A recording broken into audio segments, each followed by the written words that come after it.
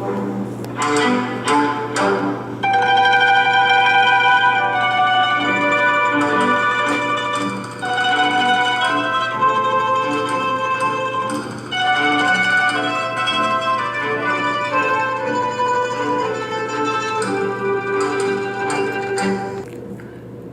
we last left Fredrick, he was at the front lines of the fighting in charge of a small group of ambulance drivers. They were instructed to take what they could carry and clear out before the Central Forces arrived and forced them to clear out. My name is Trisha Sulpizio. I'm your host for Tea and Bedtime Stories. In this episode, we'll continue reading Ernest Hemingway's novel, A Farewell to Arms. Last time we read and discussed chapter 27 of book 3, and now we'll continue the story with chapter 28. After the reading, I'll follow up with a few quick facts and my impressions. So let's begin chapter 28. As we moved out through the town, it was empty in the rain and the dark except for the columns of troops and guns that were going through the main street. There were many trucks too, and some carts going through on other streets and converging on the main road. When we were out past the tanneries onto the main road, the troops, the motor cars, the horse-drawn carts, and the guns were in a wide, slow-moving column. We moved slowly but steadily in the rain, the radiator cap of our car almost against the tailboard of a truck that was loaded high, the load covered with wet canvas. Then the truck stopped. The whole column was stopped. It started again when we went a little farther, then stopped. I got out and walked ahead, going between the trucks and carts and under the wet necks of the horses. The block was farther ahead. I left the road, crossed the ditch on footboard, and walked along the field beyond the ditch. I could see the stalled column between the trees in the rain, and as I went forward, across from it in the field. I went about a mile. The column did not move, although on the other side beyond the stall vehicles, I could see the troops moving. I went back to the cars. This block might extend as far as Udine. Piani was asleep over the wheel. I climbed up beside him and went to sleep too. Several hours later, I heard the truck ahead of us grinding into gear. I woke Piani and we started, moving a few yards, then stopping, and then going on again. It was still raining. The column stalled again in the night and did not start. I got down and went back to see Imo and Bonello. Bonello had 2 sergeants of engineers on the seat in his car with him. They stiffened when I came up. They were left to do something to a bridge, Bonello said. They can't find their unit, so I gave them a ride. With Sir Lieutenant's permission. With permission, I said. The lieutenant is an American, Bonello said. He'll give anybody a ride. One of the sergeants smiled. The other asked Bonello if I was an Italian from North or South America. He's not an Italian. He's North American English. The sergeants were polite but did not believe it. I left them and went back to Imo. He had 2 girls on the seat with him and sitting back in the corner and smoking. Barto, I said. He laughed. Talk to them, Tenente, he said. I can't understand them. Hey. He put his hand on the girl's thigh and squeezed it in a friendly way.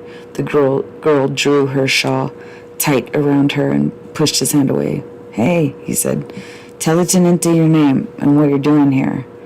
The girl looked at me fiercely. The other girl kept her eyes down.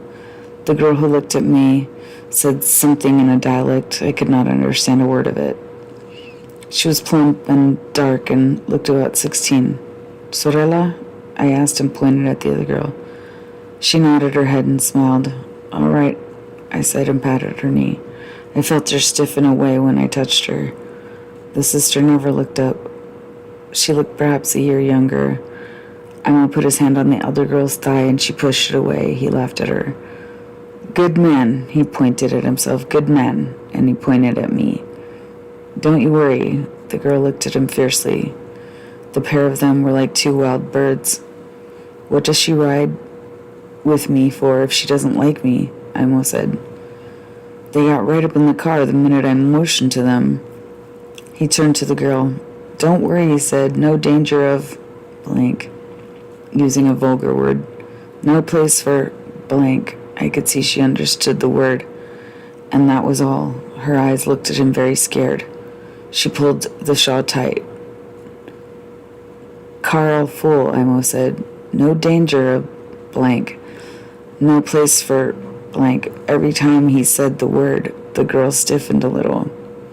Then, sitting stiffly and looking at him, she began to cry. I saw her lips working, and then tears came down her plump cheeks. Her sister, not looking up, took her hand, and they sat there together. The older one, who had been so fierce, began to sob. I guess I scared her, Imo said. I didn't mean to scare her. Bartolomeo brought out his knapsack and cut off 2 pieces of cheese. Here, he said, stop crying. The older girl shook her head and still cried, but the younger girl took the cheese and commenced to eat. After a while, the younger girl gave her sister the second piece of cheese, and they both ate. The older sister still sobbed a little.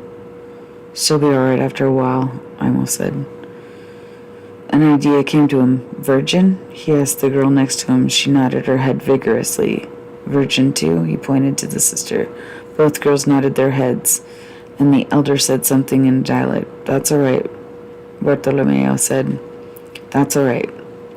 Both the girls seemed cheered. He left them sitting together with Imo sitting back in the corner and went back to Piani's car. The column of vehicles did not move, but the troops kept passing alongside. It was still raining hard, and I thought some of the stops in the movement of the columns might be from cars with wet wiring. More likely they were from horses or men going to sleep. Still, traffic could tie up in the cities when everyone was awake. It was the combination of horses and motor vehicles. They did not help each other any. The peasant carts did not help much either. Those were a couple of fine girls with Barto. A retreat was no place for 2 virgins, real virgins, probably very religious. If there were no war, we would probably all be in bed. In bed I lay me down my head, bed and board, stiff as a board in bed. Catherine was in bed now, between 2 sheets, over her and under her. Which side did she sleep on? Maybe she wasn't asleep. Maybe she was lying thinking about me. Blow, blow, ye western wind. Oh, well, it blew, and it wasn't the small rain, but the big rain down that rained. It rained all night. You knew it rained down. That rain. Look at it, Christ, that my love were in my arms and I in my bed again. That my love Catherine, that my sweet love Catherine down might rain. Blow her again to me. Well, we were in it. Everyone was caught in it, and the small rain would not quiet it. Good night, Catherine, I said out loud. I hope you sleep well. If it's too uncomfortable, darling, lie on the other side, I said. I'll get you some cold water. In a little while it will be morning, and then it won't be so bad. I'm sorry he makes you so uncomfortable. Try to go to sleep, sweet. I was asleep all the time, she said. You've been talking in your sleep. Are you all right? Are you really there? Of course I'm here. I would not go away. This doesn't make any difference between us. You're so lovely and sweet. You wouldn't go away in the night, would you? Of course I wouldn't go away. I'm always here. I come whenever you want me. Blank, Piani said. They've started again. I was dopey, I said.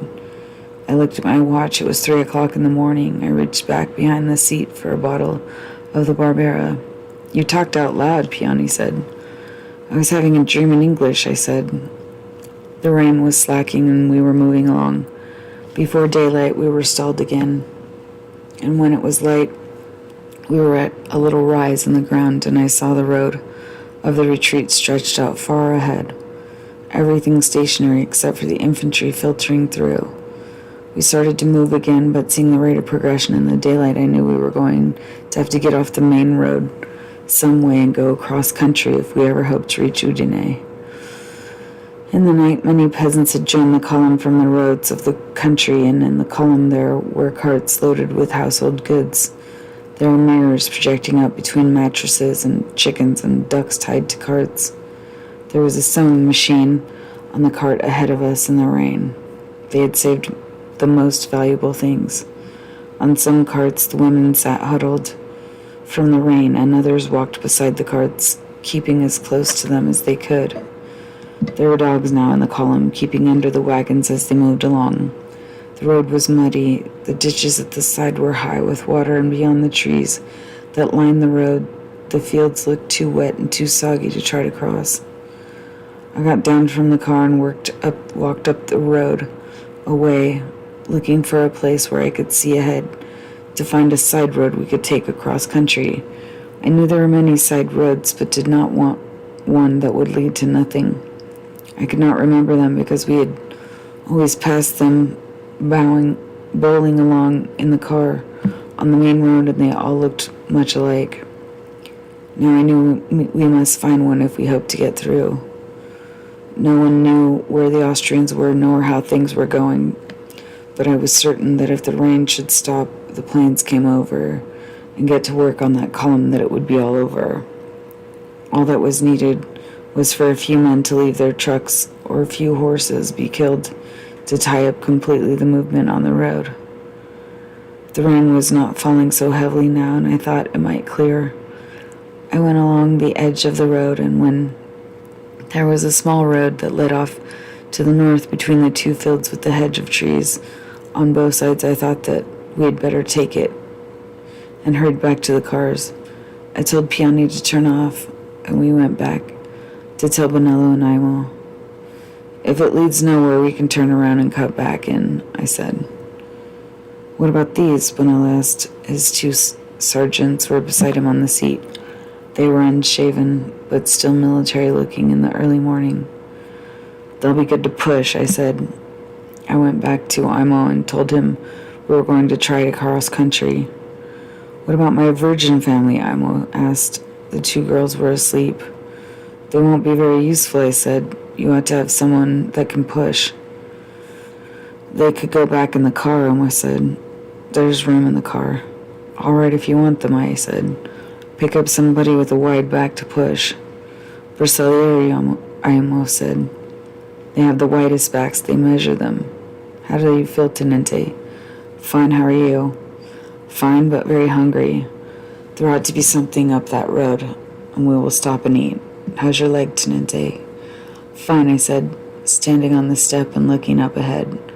I see Piani's car pulling out onto the little side road and starting up, his car showing through the hedges of bare branches. Bonello turned off and followed him, and then Piani worked his way out, and we followed the two ambulances ahead along the narrow road between hedges. It led to a farmhouse. We found Piani and Bonello stopped in the farmyard. The house was low and long, with a trellis with a grapevine over the door. There was a well in the yard, and Piani was getting up water to fill his radiator. So much going in low gear, I boiled it out. The farmhouse was deserted. I looked back down the road. The farmhouse was on a slight elevation above the plain, and we could see over the country and saw the road. The hedges, the fields, and the line of trees along the main road where the retreat was passing. The two sergeants were looking through the house. The girls were awake and looking at the courtyard, the well, and the two big ambulances in front of the farmhouse, with 3 drivers at the well.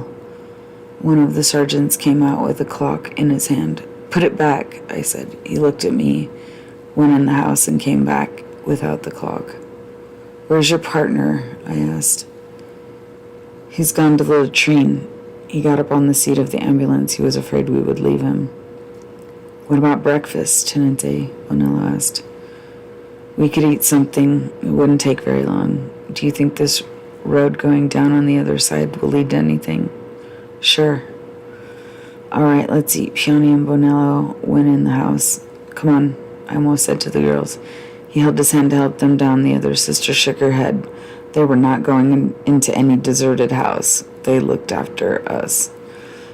They're difficult, Imo said. We went into the farmhouse together. It was a large and dark and abandoned feeling. Bonello and Piani were in the kitchen. There's not much to eat, Piani said. They've cleaned it out. Bonello sliced a big white cheese on the heavy kitchen table. Where was the cheese? In the cellar. Piani found wine, too, and apples. Oh, that's a good breakfast. Piani was taking the wooden cork out of a big wicker-covered wine jug. He tipped it and poured a copper pan full.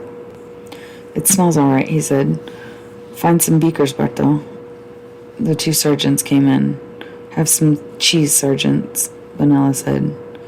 We should go, one of the sergeants said, eating his cheese and drinking a cup of wine. We'll go, don't worry, Bonella said. An army travels on its stomach, I said. What? Asked the sergeant. It's better to eat. Yes, but time is precious. I believe the bastards have eaten already, Piani said. The sergeants looked at him. They hated the lot of us. You know the road? One of them asked me. No, I said. They looked at each other.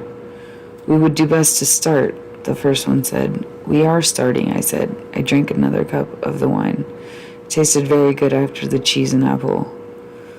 Bring the cheese, I said, and went out. Bonella came out carrying the great jug of wine. That's too big, I said. He looked at it regretfully. I guess it is, he said. Give me the canteens to fill. He filled the canteens, and some of the wine ran out on the stone paving on the courtyard. Then he picked up the wine jug and put it just inside the door. The Austrians can find it without breaking the door down, he said. We'll roll, I said. Piani and I will go ahead. The two engineers were already on the seat beside Bonello. The girls were eating cheese and apples. Imo was smoking. We started off down the narrow road. I looked back at the two cars coming, and the farmhouse. It was a fine, low, solid stone house, and the ironwork of the well was very good. Ahead of us, the road was narrow and muddy, and there was a high hedge on either side. Behind, the cars were following closely. And that concludes Chapter 28 of Book 3. So a few quick facts. Sorella just means sister in Italian. And the poem that he was weirdly reciting when he was in his lucid dream is called O Western Wind. Link is in the description if you're curious. But my impressions, I hate the way Lieutenant Henry gets treated by the people he's trying to help. It feels really disrespectful for them to treat him like he's inferior just because he's not of Italian descent. In case no one ever told you, there's really no such thing as race from a biological standpoint. There are no subspecies of humans. We're all one race, the human race. Race or racial identity is a social construct. It just means that someone made that up. In the same way you draw up plans to build a house, people like Madison Grant, a total ignoramus, by the way, helped construct the concept of race and then sold it to everyone else as a great idea. But all it's ever produced is competition, attributions, and prejudice, and worse, discrimination. But I thought it was sad when the two sisters started crying that Imo fool needs to learn better words. It's one good reason why it's so important to constantly improve our speech and broaden our vocabulary. I mean, choosing the right words makes a big difference in how we're seen by others and how we make people feel when they're around us. It did make me happy when the soldiers came out with the clock and he told them to put it back. It's good to know that he has some scruples at least. I guess that's all I have for Chapter 28 of Book 3. In the next episode, we'll pick up where we left off with Chapter 29 of A Farewell to Arms by Ernest Hemingway. Please join me for more tea and bedtime stories. I look forward to talking to you again soon. Thanks for listening.